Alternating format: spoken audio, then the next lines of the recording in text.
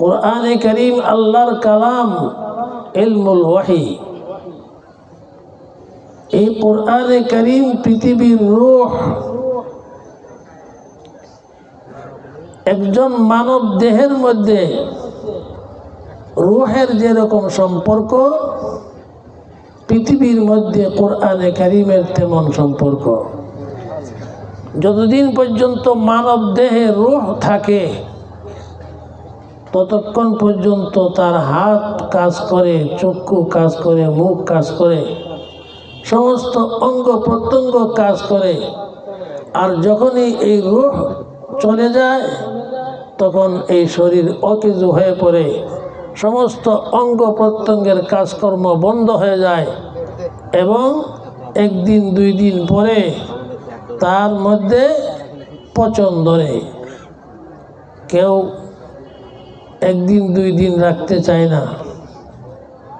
যদি একাধিক দিন রাখতে হয় তাহলে লাশবাহী ফ্রিজিং গাড়ি নিয়ে আসে, আয়না রাখে।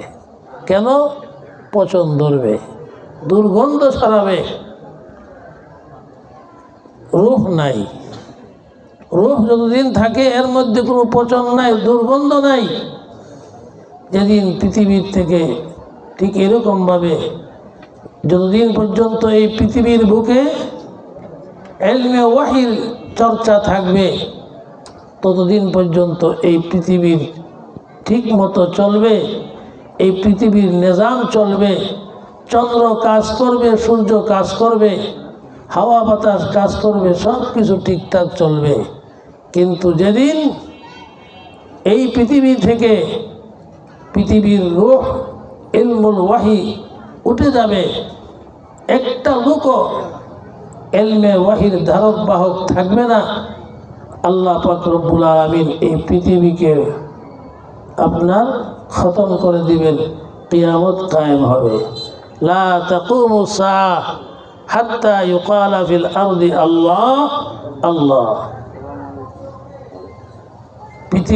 পৃথিবীর রূহ যে কোরআন, দলিল وكذلك أوحينا إليك روحا من أمرنا। আল্লাহ পাক রব্বুল আলামিন বলেন, হে নবী, আমি আমার নির্দেশে আপনার নিকট রূহ প্রেরণ করেছি। রূহ কোনটা? রূহের বিভিন্ন তাফসীর রয়েছে, এর মধ্যে সর্বোত্তম তাফসীর ব্যাখ্যা হলো রূহ দ্বারা এখানে কোরআনে কারীমকে বোঝানো হয়েছে।